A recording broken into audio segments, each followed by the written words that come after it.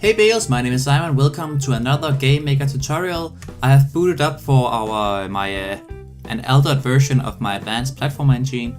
It's not important for this one because today I'm going to talk about parents and what they do and how they work.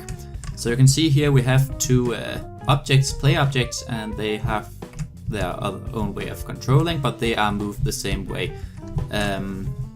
If you have used my engine before, if you've seen my platform example or something like that, you sort of know how the controls, how the gravity and stuff works in when I create it, but it's not what we will focus on in this one. Instead, we will look at over here. We have some parents. We have par solid, par entity, and par player, and then we have our object test object and object test object 2 with some sprites up here and stuff like that. The important thing to know here is our players do not have a lot of code in them. Our test object 2 only have this code, which is where we set the controls for it. It's HP, and then you have this event inherited, which means that it will inherit the event from the parent. And that means that if we go to this one's parent, this parent is par player. We go to par player. There's no event. Then what does it mean? Then it means that it will inherit the event from this one's parent, if it has any. If there's no event, it will not inherit anything. But this one has a parent, par entity. So we'll go to that one, par entity. And here we have a create event, and it will load in all this stuff. Use this code as well. So that's what it does. And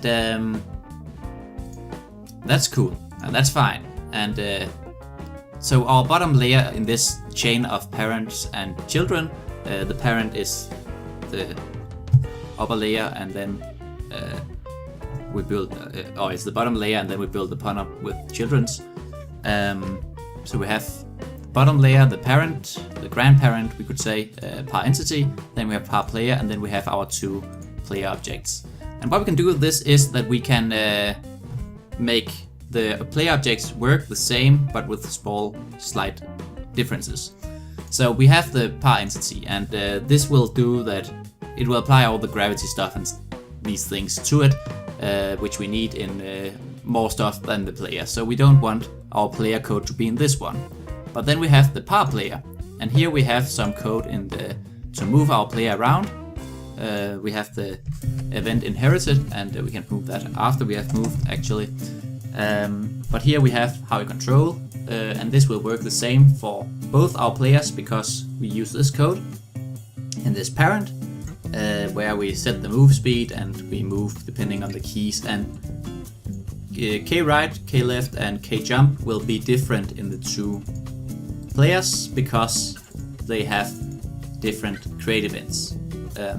This one set it to right, left, up, and this one sets it to DAW. So what we can do here is make different aspects, like mutations of the objects go out into the different kinds. So the use here is we have some basic traits for all entities, then we have some basic traits for all players, and then we have the special stuff for each player. And that's cool, that's nice. Then you can do some other stuff with parents as well, because say that you wanted to be a parent of par entity, but you want to make your own code instead of this code. What you can do then is you can say, now we take the par player instead event. If we do not inherit this event, gone it is. This shouldn't be gone, but gone that is. Now this will override the other code, meaning it will not run at all. Meaning that right now we should have no gravity or anything, and we shouldn't actually move around in any of our play objects. Which of course is not what we want, but say you wanted to write your own code for that one. So that's another thing you can do with parents. If you write another code in the same event as the previous one, we have an instead event, then in the par player we have in the instead event again. And if you put it in the same event, then it will override it. This also means that you can put anything. If we put this back in again, event inherited, boom. But if we, for example, did not want our create event to be launched, this will throw an error because we used some variables. But say we don't want it, you can simply just, if you do not have anything specific you want in the create event, you just don't want that to happen, then you can just put any code in here, just a comment or something. Just there's any drag and drop anything here. It could be one of these things, whatever you want. Now this will override the original event. And if there is no create event, then we simply have we automatically inherit from the old one. So if you do not want to inherit, you will need to put in something here, whether it be just a comment or actual code. So that's pretty much how it works, and this will make you easily make variations of different stuff, and you can build some pretty complex systems with it. You can see our third parent we have is parsolid, and that's because we have these building blocks for the level.